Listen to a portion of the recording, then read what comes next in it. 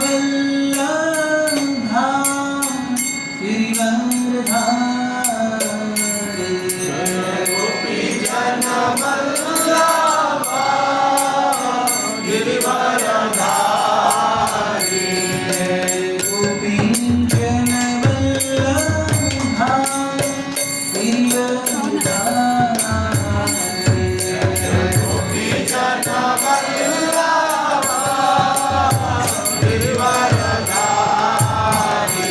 जन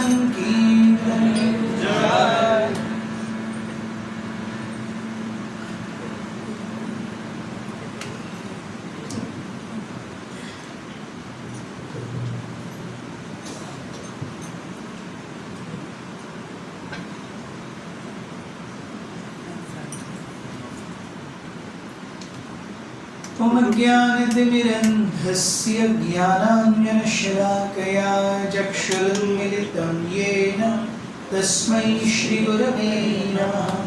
श्री चैतन्य मनोभीष्टं स्थापितं येन भूतले स्वयं रूपः कदा मह्यं ददाति स्वपदान्तिकं।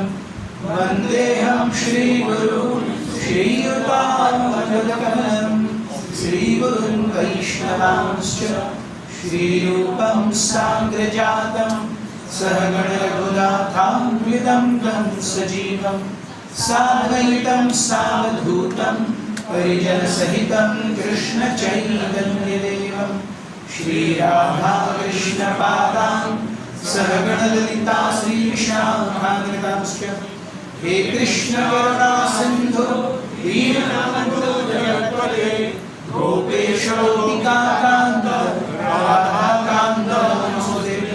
तप्त काञ्चन गौराङ्गी राधे वृन्दावनेश्वरी वृषभानुसुते देवी प्रणमामि हरिप्रिये। वाञ्छाकल्पतरुभ्यश्च कृपासिन्धुभ्येव च पतितानां पावनेभ्यो वैष्णवेभ्यो नमो नमः। जय श्री कृष्ण चैतन्य प्रभु नित्यानंद श्री अद्वैत गदाधर श्रीवासादि गौरभक्तवृंद।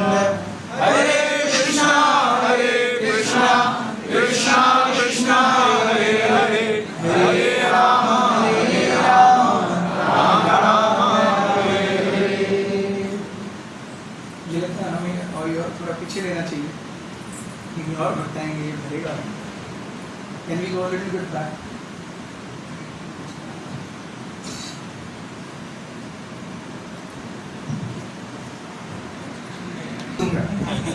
वैसे होना चाहिए अभी यहाँ। माता जी इसलिए आगे है, प्लीज कम फॉरवर्ड। माता जी आ गई है ना, सभी आगे है। Come forward, please come.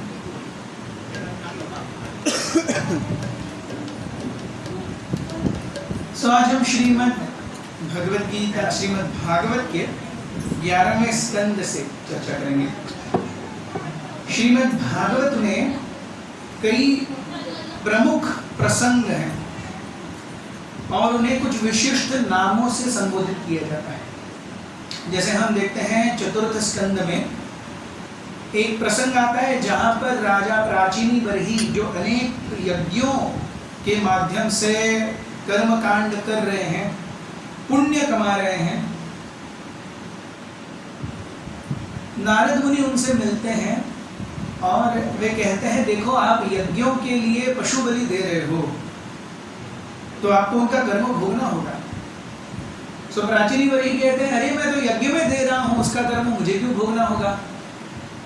तो फिर नारद मुनि अपनी योग सिद्धि से राजा प्राचीनी बरही को अपना अगला जीवन दिखाते हैं। उनका अगला जीवन क्या होगा।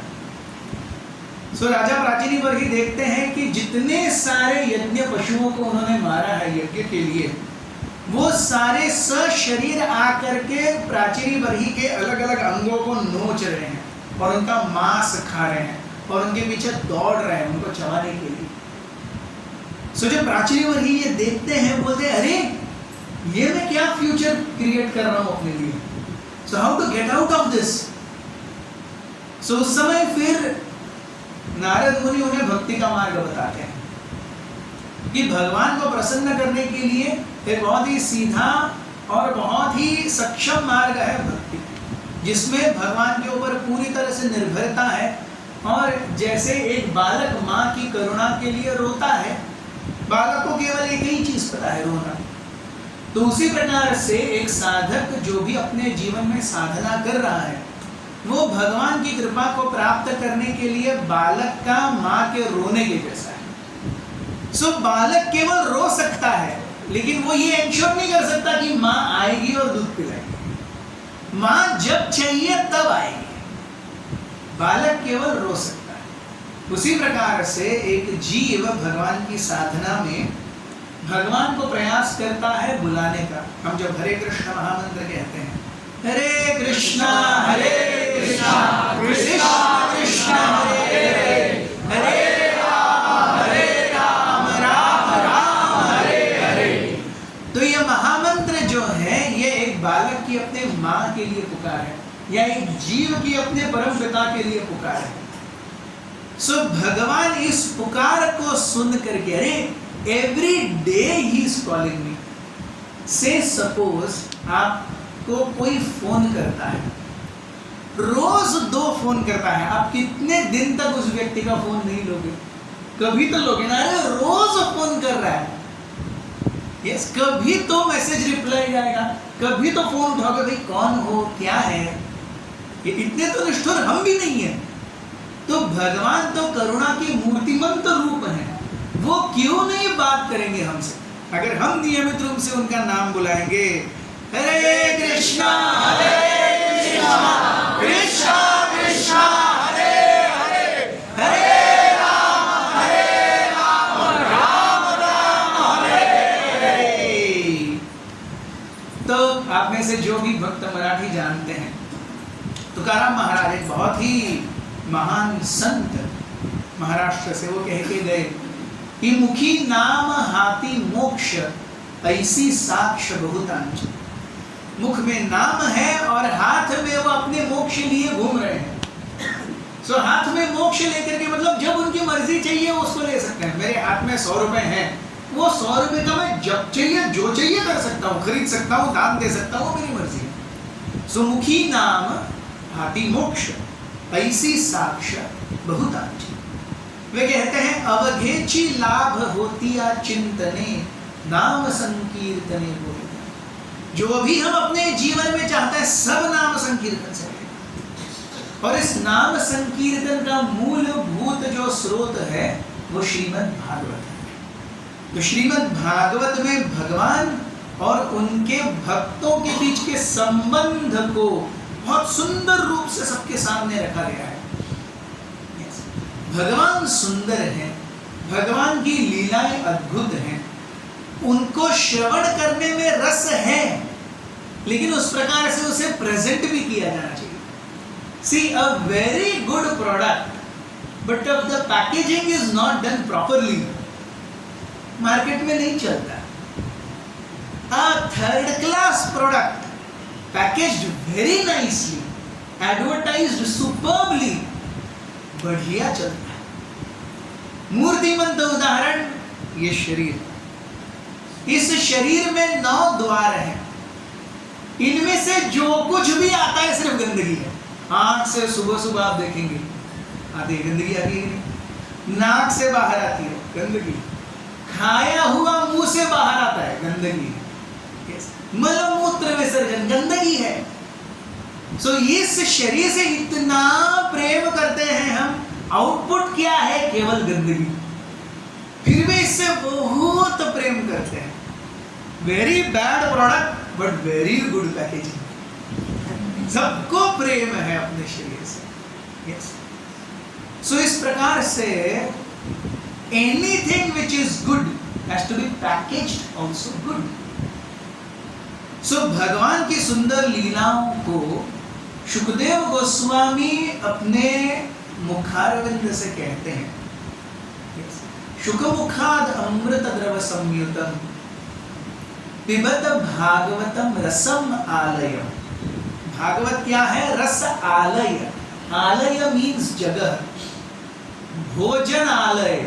जहां भोजन मिलता है वो जगह भोजन आलय।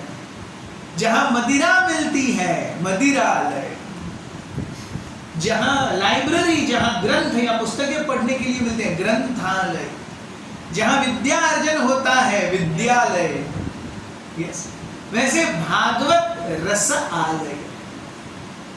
आपको अगर सही में टेस्ट चाहिए जीवन में तो इस भागवत में इसे पढ़िए। पढ़ते पढ़ते पढ़ते जिस प्रकार से हम देखते हैं, हम कहेंगे अरे प्रभु जी मैं तो कब से पढ़ रहा हूं, बिल्कुल भी टेस्ट नहीं है। सो जब भी एक बच्चा लिखने के लिए हाथ में लेखनी या पेन लेता है, पेंसिल लेता है, तो लिखते लिखते वो कैलीग्राफिस्ट नहीं बनता। वो लेगा फिर पूरे घर भर ऐसे ऐसे ऐसे ऐसे करता फिरेगा।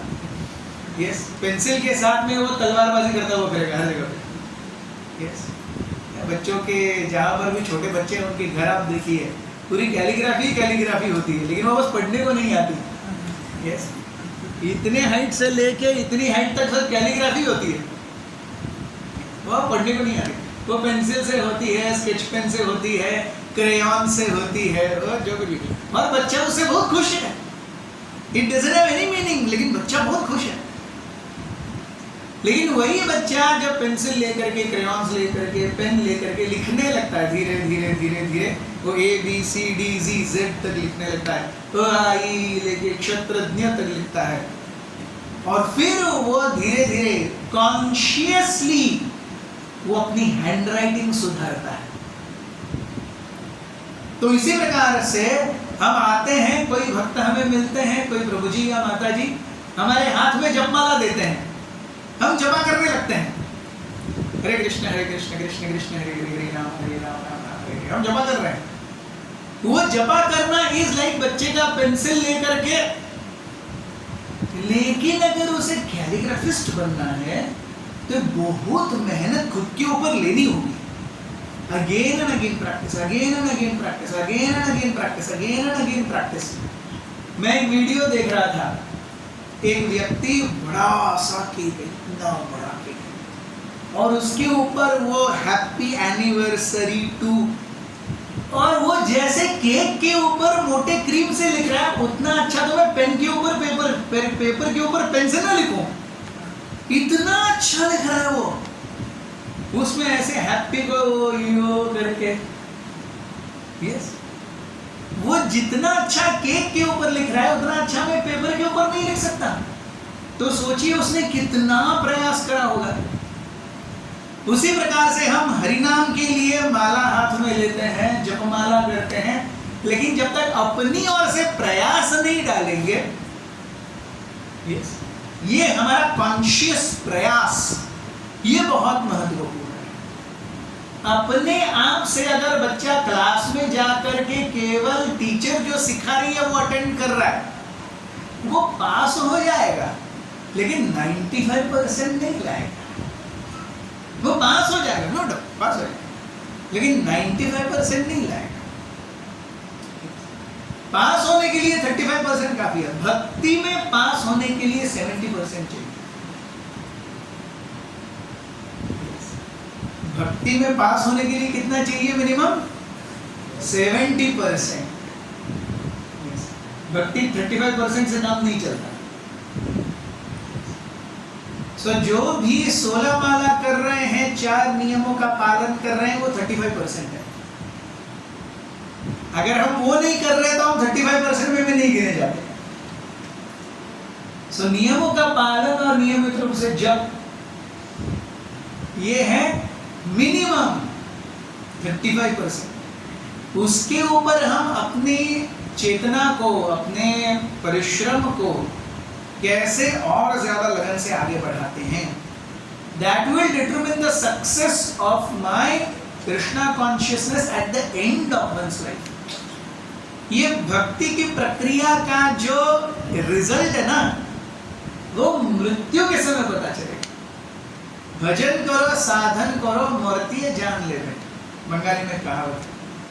आप जो भजन साधन करोगे उसका ज्ञान निवारा अभी नहीं होगा, मृत्यु के समय पता चलेगा। जैसे आप पूरे साल पढ़ रहे हो 12th में, लेकिन उसका रिजल्ट कब पता चलेगा? जब बोर्ड के मार्क्स आएंगे तब, उससे पहले नहीं।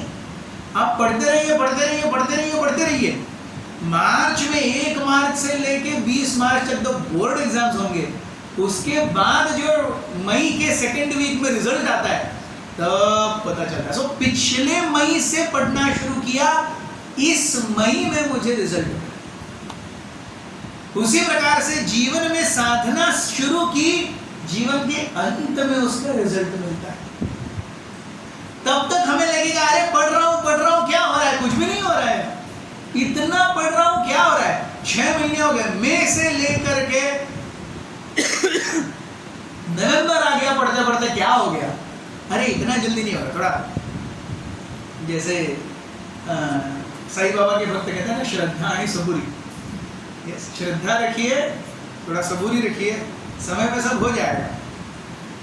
आप अगर मई में चालू किए और नवंबर में बोल रहे हैं अरे रोज 8 घंटा पढ़ 6 महीने हो गए, क्या हो गया? अरे नहीं, रोज 8 घंटा और 4 महीने पढ़ना होगा, तब पूरी मेहनत एंड तक जाएगी।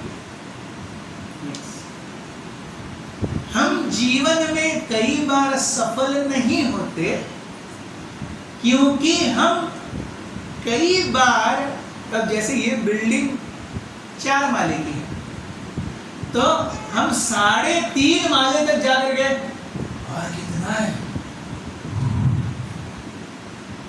से चढ़ रहा हूं, अरे और आधा ही माला है, बस चढ़ो। बट वी फील कितना आया। So majority of us we give up when we are just very close to the destination. अधिकांश हम कब सब कुछ छोड़ देते हैं? अरे हम सही में बहुत पास हैं, थोड़ा और मेहनत, थोड़ा और मेहनत। yes. आपने अगर 100 मीटर, 200 मीटर्स, 400 मीटर्स, 800 मीटर्स के रेसिंग देखें, रनिंग्स, उसमें आप देखेंगे अगर एक व्यक्ति बहुत अच्छे से मेहनत कर रहा है, फर्स्ट पोजीशन पे है, उसके थोड़े पीछे सेकंड वाला है, उसको लगता है मैं आ गया, बस अब मैं जीत गया, वो थोड़ा खुश हो जाता है, तब तक सेकंड वाला फर्स्ट बन जाता है। ये देखा है आपने, ये बहुत बार होता है। Too early celebration yes leads to a setback. So इन्हीं से एक जीव को या हम सबको अच्छे से मार्गदर्शन देते हुए श्रीमद् भागवत में कई विविध प्रसंग हैं। इसमें से ये 11वें स्कंद में जो है ये कहलाता है Uddhav Gita. Majority of 11th canto of Shrimad Bhagavatam is Uddhav Gita. Bhagavad Gita Arjun ने किसको बताई? भगवत गीता कृष्ण ने अर्जुन को बताई। उद्धव गीता कृष्ण ने उद्धव को बताई। कब बताई? जब वो इस भौतिक जगत को छोड़ करके अपने धाम वापस जाने वाले। सो उद्धव आते हैं उनके पास और बैठ जाते हैं, और कृष्ण इस भौतिक जगत के विविध संरचनाओं को, लक्षणों को, इस भौतिक जगत को कैसे पार करना है, इसके इंस्ट्रक्शंस को, और पार करते समय क्या क्या दुविधाएं आएंगी, ये सारी चीजें उद्धव को इन चैप्टर्स में बताते हैं। यह उद्धव गीता। उसी प्रकार से हम जो कह रहे थे चतुर्थ स्कंद में है रुद्र गीता। सो राजा प्राचीनी बरही की बात हो रही थी। राजा प्राचीनी बरही को जब नारद मुनि उनका फ्यूचर दिखाते हैं, तो फ्यूचर दिखाने के बाद में प्राचीनी बरही भक्ति के मार्ग में लग जाते हैं। वो 10 पुत्रों को जन्म देते हैं। वो 10 पुत्र जो हैं, राजा प्राचीनी बरही कहते हैं कि आपको आगे जाकर संतान उत्पत्ति करनी होगी। संतान उत्पत्ति करनी है, इसीलिए ये 10 प्रचेता, प्राचीनी बरही के बेटे प्रचेता, ये भगवान विष्णु को प्रसन्न करने के लिए तपस्या करने चले जाते हैं। This is a very important concept. अगर उत्तरदायित्व मिल रहा है, कोई बहुत बड़ा उत्तरदायित्व मिल रहा है, उस उत्तरदायित्व को निभाने की शक्ति के लिए तपस्या का बल प्राप्त किया जाता है। हम देखते हैं राम दूसरे दिन राज्याभिषेक होने वाला है।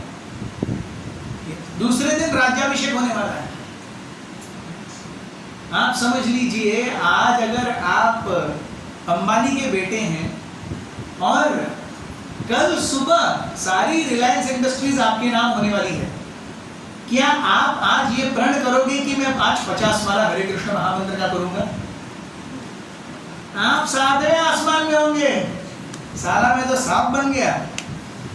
यस, कल सारी रिलायंस अपनी होगी मामू। So will be an enjoyment. आज रात को पार्टी, जैसे ही 12 बजे पुर्र।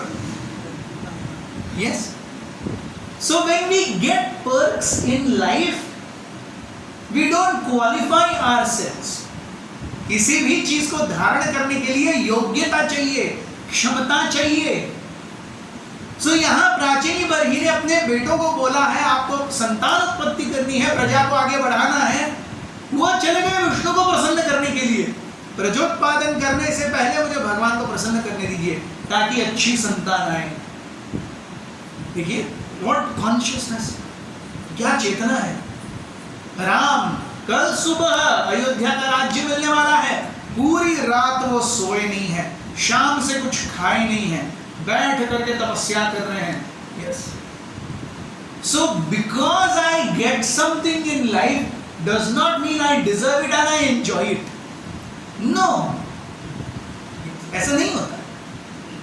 अगर कोई एंजॉयमेंट मिल भी रहा है तो उसके लिए क्या हम क्वालिफाइड हैं? सो जब ये प्रचेता भगवान विष्णु की प्रसन्नता को प्रसन्न करने के लिए जा रहे हैं, इन बिटवीन शिवजी अपने आप आकर के उनको दर्शन देते हैं। अपने आप, उनको बुलाया नहीं गया है। नॉर प्रचेता आर एक्सपेक्टिंग कि शिवजी आएंगे और हमको कुछ बताएंगे। शिवजी अपने आप आते हैं और कहते हैं मैं तुमसे बहुत प्रसन्न हूं। क्यों प्रसन्न हूं? तुम विष्णु आराधना करने जा रहे हो, विष्णु को प्रसन्न करने जा रहे हो। सो ही गिव्स डिटेल्ड डिस्क्रिप्शन कि भगवान विष्णु कैसे दिखते हैं, वैकुंठ कैसा है, उनकी आराधना कैसे होनी चाहिए, उस समय अपनी चेतना कैसी होनी चाहिए, उस आराधना से क्या फल मिलेगा, और जो कोई भी इस पूरे वृत्तांत को सुनेगा उसे क्या फल मिलेगा, ये सब शिव जी बताते अपने आप। सो हम देखते हैं शिवजी जैसे महान व्यक्ति नहीं है, वो तो शक्ति है। तो शिवजी जैसे महान चरित्र, शिवजी जैसे महान देवता या किसी भी महानुभाव का सबसे पहले तो दर्शन बहुत दुर्लभ है। Darshan itself is very very rare. उनका सहवास और ज्यादा दुर्लभ है। उनके साथ थोड़ा समय मिले बिताने के लिए ये और दुर्लभ है। और उनसे इंस्ट्रक्शन सुनने मिले ये तो इट्स लाइक इम्पॉसिबल।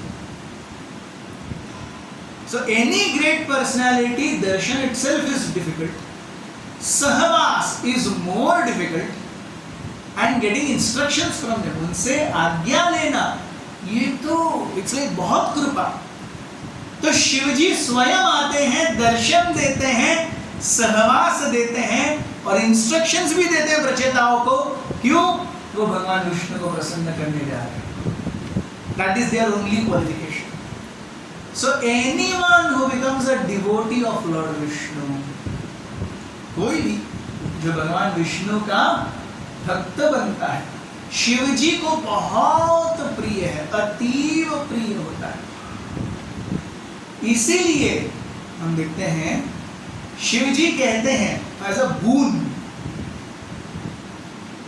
अगर कोई काशी में अपना देह छोड़ता है, वाराणसी में अगर कोई काशी में, बनारस में या वाराणसी में अपना देह छोड़ता है, तो शिवजी कहते हैं मैं उसके कान में आकर के राम नाम का उच्चारण करता हूं। मैं स्वयं उसके कान में आकर के राम नाम उच्चारण करता हूं। सो शिवजी हम देखेंगे हमेशा ध्यानस्थ हैं। तो किसके ऊपर तो ध्यान करना चाहिए ना। तो पार्वती पूछती है अरे आप किसके ऊपर ध्यान कर रहे हैं? सो शिवजी कहते हैं कि राम राम राम राम इति रमे रामे मनोरमे, सहस्त्र नाम तत्तुल्यम राम नाम वरानने। सो राम राम राम इति रमे रामे मनोरमे। हे मनोरमा, हे पार्वती, आज अष्टमी है, सप्तमी है, आज क्या है? आज सप्तमी है, नवरात्रि की आज सप्तमी है। सो हे रमा, सो रमे रामे मनोरमे, मैं रमण करता हूँ राम नाम में, हे मनोरमा। रमे रामे मनोरमे, रमे means I take pleasure, I feel satisfaction, I feel happy in रामे, राम नाम के उच्चारण में, मनोरमे, हे मनोरमा के पार्वती। सो ये है रुद्र गीता चतुर्थ स्कंद में। 11वें स्कंद में एक और सुंदर घटना आती है। अवंती, अवंती यानी उज्जैन, उज्जैन में एक ब्राह्मण रहता था। वो ब्राह्मण बहुत धनी था। वो धनी ब्राह्मण क्योंकि बहुत धनी था, बहुत कंफ्यूज था, न अपने ऊपर खर्चा करता था न किसी और के ऊपर खर्चा करता था, अपने पत्नी बच्चों को भी कुछ नहीं देता था। एक बार ऐसा हुआ कि किसी तरीके से वो अपना सारा धन हार गया। तो जब धन हार गया तो सारे उसके आप्त इष्ट मींस रिलेटिव्स ने उसे धक्के मार करके बाहर निकाले, यहाँ तक कि उसकी पत्नी और बच्चे भी। अरे जब था तब तो हमको कुछ नहीं दिया, कुछ भी नहीं दिया, अभी कुछ भी नहीं है ना, भाग यहाँ से। हम मानते थे तो कुछ नहीं देता था ना, अब निकल यहाँ से। तो घर से बाहर निकल। तो उस समय उस ब्राह्मण को तुरंत आत्म साक्षात्कार हो जाता है। अरे जो लोग मेरे इतने अच्छे फ्रेंड्स बन के इधर उधर घूमते रहते थे, मेरे अपने रिलेटिव्स जो मेरी हाजी हाजी करते हमेशा मेरे बाजू में रहते थे, रिलेटिव्स छोड़ो, मेरी पत्नी, मेरे बच्चे, मेरी बेटी, इन सब को तक मुझसे कुछ लेना देना नहीं था। वो सब उस पैसे से प्रेम करते थे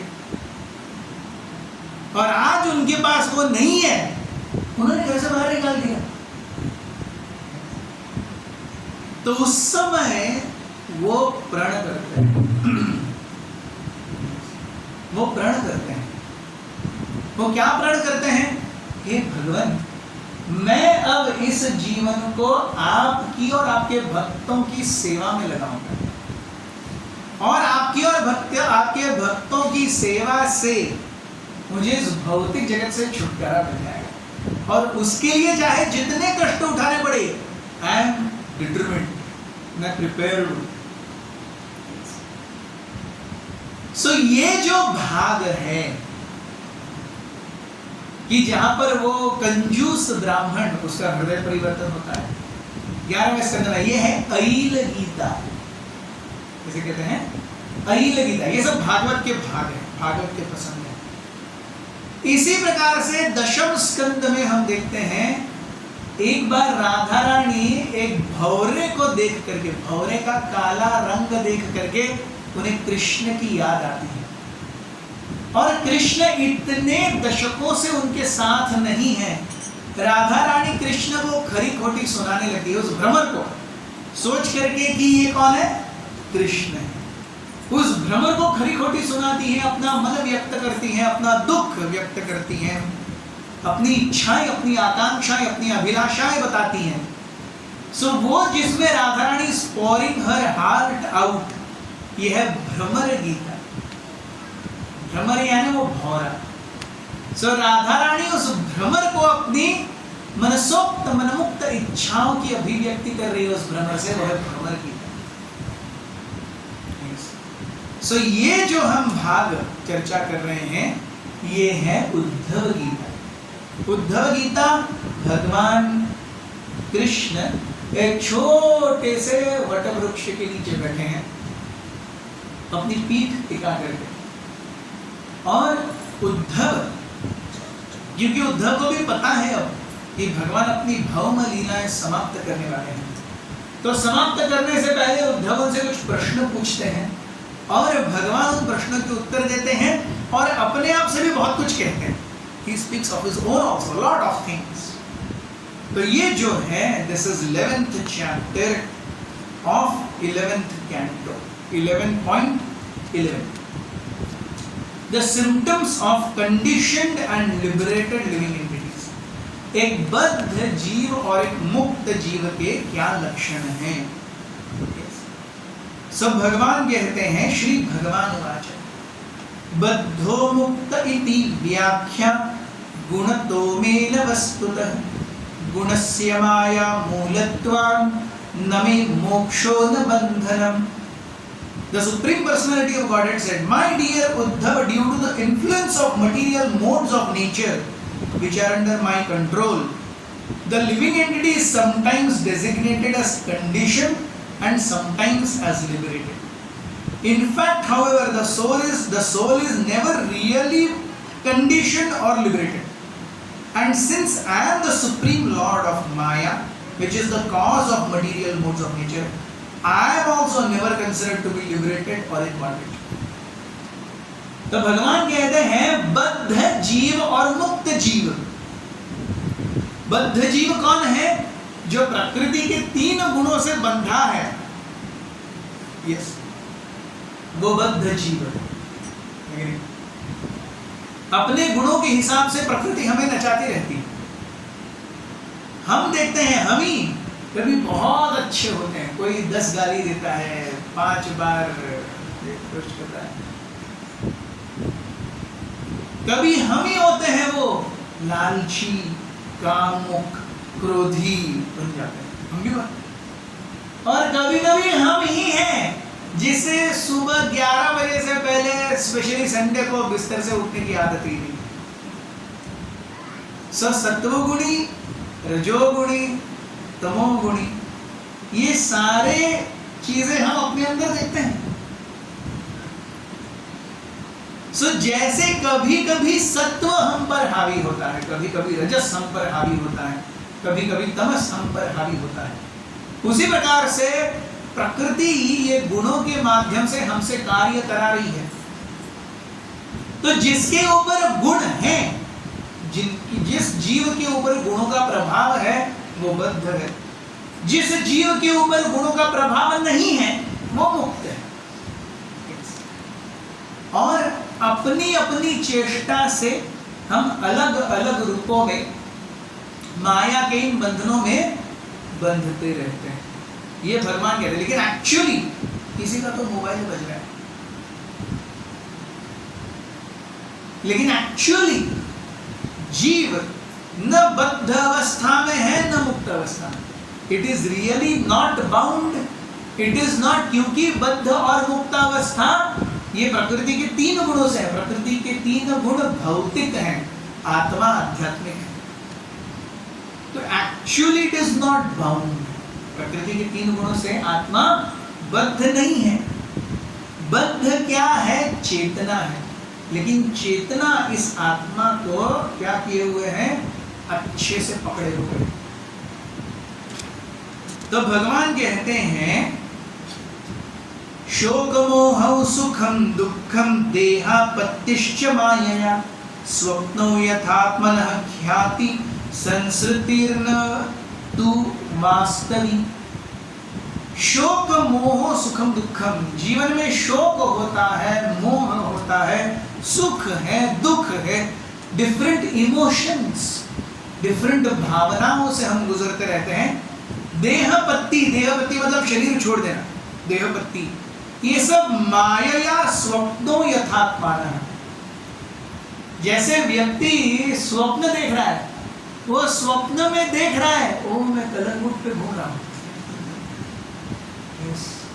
और 31 दिसंबर की नाइट चल रही है, हर जगह रेव पार्टी चल रही है, यस, वो घूम रहा है, यस, वो बीच में सिगरेट के सुट्टे लगा रहा है, वो स्त्रियों को देख रहा है, हर जगह पे डिंग डिंग डिंग डिंग डिंग म्यूजिक चल रहा है, और बीच में ही उसके सर के ऊपर एक पानी की लहर आके बूम और उड़ जाता है।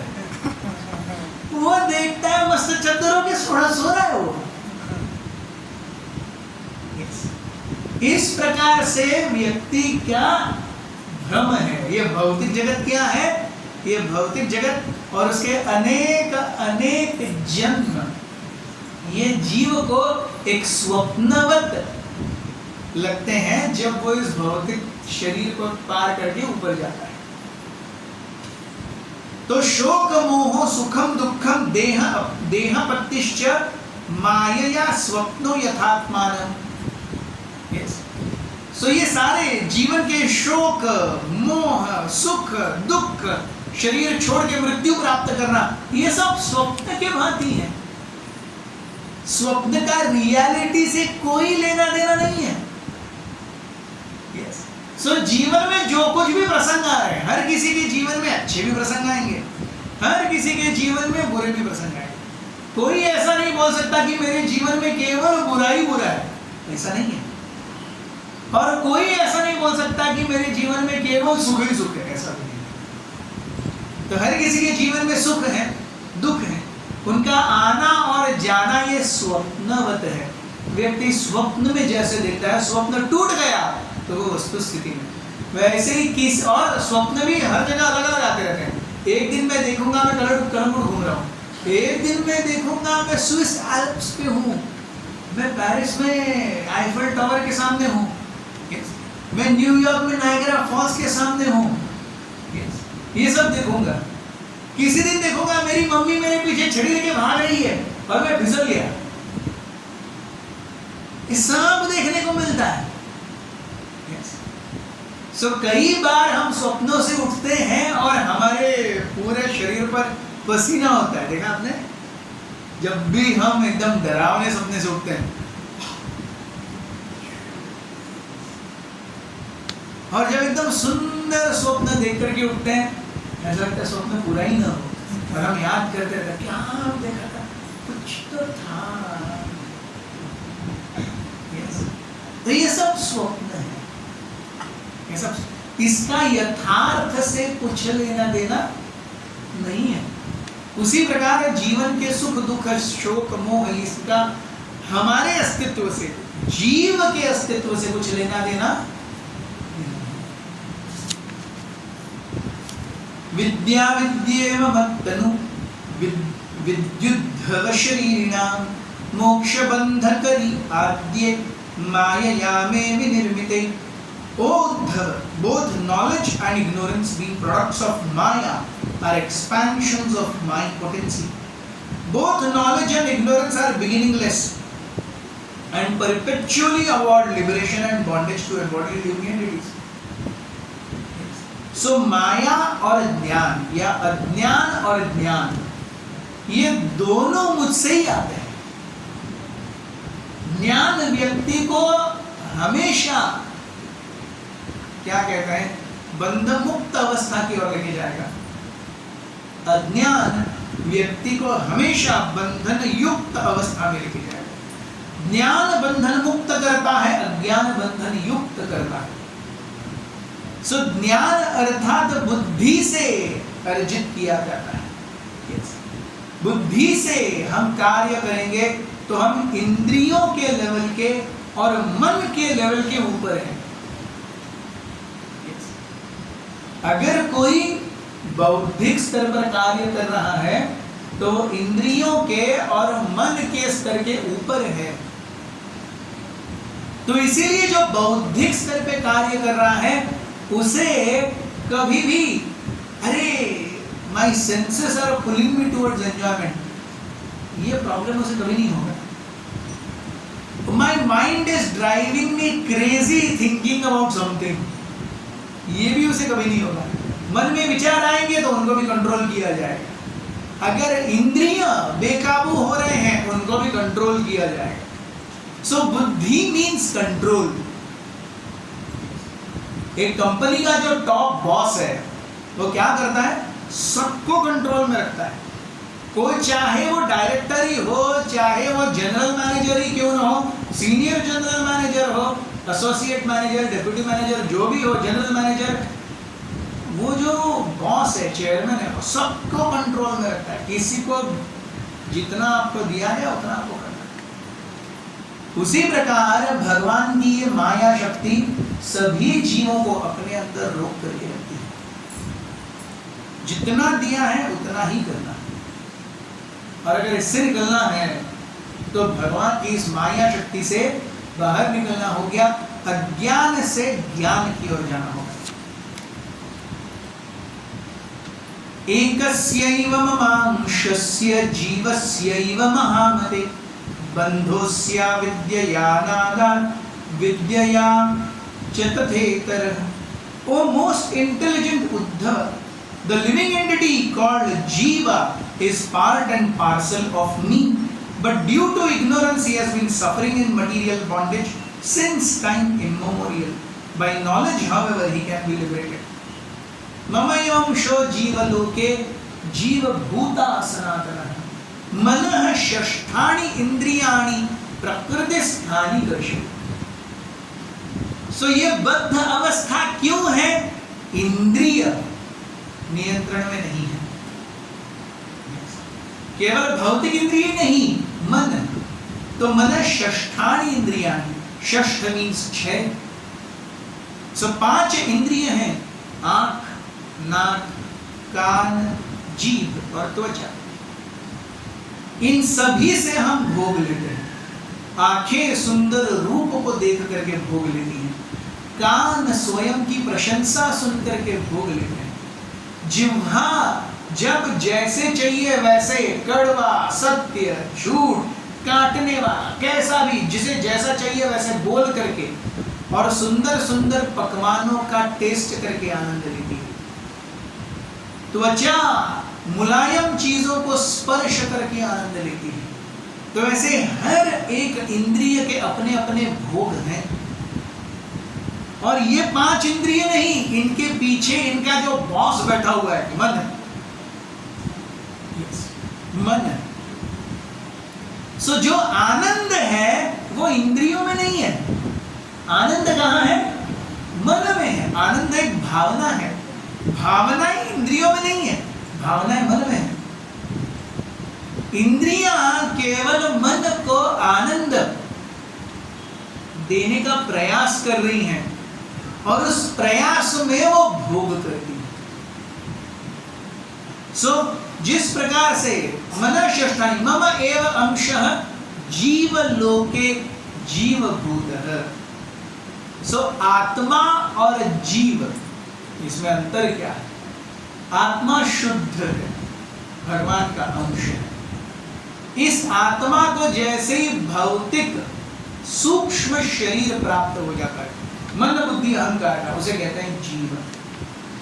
Like a rain drop falling from sky, it is pure, वो आत्मा है। लेकिन वो नीचे गिर गई खड्डे में जहां मिट्टी है, वो जीव बन गया। सो आत्मा शुद्ध है। वो जब प्रकृति के 3 गुणों के संपर्क में आती है वो जीव कहलाती है। सो मम एव अंशः जीवलोके जीवभूतः। सो ये जीवों का लोक है। यहां पर सब बद्ध जीव रहते हैं। हम देखेंगे बद्ध आत्मा कोई नहीं कहता, बद्ध जीव कहता है। आत्मा बद्ध नहीं है, जीव बद्ध है, क्योंकि वो प्रकृति के गुणों के संपर्क में आ गया। सो बद्ध जीव, मुक्त आत्मा कहते हैं, मुक्त जीव नहीं कहते। मुक्त आत्मा, बद्ध जीव। सो प्रकृति के 3 गुणों से परे आत्मा, प्रकृति के 3 गुणों के अधीन जीव। अथ बद्धस्य मुक्तस्य वैलक्षण्यं वदामि ते विरुद्ध धर्माणि धर्माणोस्तात स्थित तयोर एक धर्मणि। Oh my dear Uddhava, in the same material body we find opposing characteristics such as great happiness, great misery. That is because the Supreme Personality of Godhead, who is eternally liberated, as well as the conditioned soul who are within the body. I shall now speak to you about their different characteristics. So जीव ये इस भौतिक जगत में सुखों और दुखों को भोगता रहता है। इसी शरीर में सुख भी मिलते हैं, दुख भी मिलते हैं। अपने समय में सुख आते हैं, अपने समय पे दुख भी आते हैं। और अपने कर्मों से जीव को ये सब जो भुगतना पड़ रहा है, कैसे? कर्मणा दैव नेत्रेण जंतुर्मोहयसीव में। कर्मणा उसके कर्म, और दैव, दैव मीन्स मैंने एक पाप और पुण्य कर दिया। मैं ये नहीं कह सकता कि ये जो पुण्य किया था ना उसका फल मुझे आज दो। वो दैव डिसाइड करेगा, वो डेस्टिनी, भाग्य, वो डिसाइड करेगा। कब? कुछ पाप पुण्यों का निपटारा बहुत जल्दी हो जाता है, कुछ पाप पुण्यों का निपटारा लंबे समय तक रहता है। हम देखते हैं जैसे सरसों की खेती या धनिया, आप अगर धनिया के बीज बोएंगे 3 हफ्ते में नया धनिया आ जाए, 3 हफ्ते में। लेकिन आप एक नारियल अंदर डालिए, 5 साल तक उसे नारियल नहीं आएगा। 5 साल के बाद फिर नारियल आएंगे। तो हम धनिये से ये नहीं कह सकते भैया तू थोड़ा 1 साल के बाद आराम से आ, इतना क्यों टेंशन ले रहा। और हम नारियल से नहीं कह सकते कि बाबा अरे तो क्यों नहीं आ रहा है। Yes, why this Kolaveri D, नारियल क्यों ऊपर नहीं आ रहा है, ये हम नारियल से नहीं कह सकते। सो जिस समय जो ऊपर आएगा वो अपने हिसाब से कार्य करेगा। उसी प्रकार से कर्मणा दैव नेत्रेण, कर्म हम करते हैं लेकिन उसका फल मुझे कब और कैसे मिलेगा ये चयन मैं नहीं कर सकता, वो दैव करेगा। सो कर्मणा दैव नेत्रेण जंतुर्मोहयसीव में। यस, सो अगले शनिवार को हम देखेंगे कि बद्ध जीव के क्या लक्षण हैं और मुक्त जीव के क्या लक्षण हैं। ये भगवान उद्धव को अच्छे से बताएंगे, इसके ऊपर हम विस्तृत चर्चा करेंगे। बहुत बहुत धन्यवाद। हरे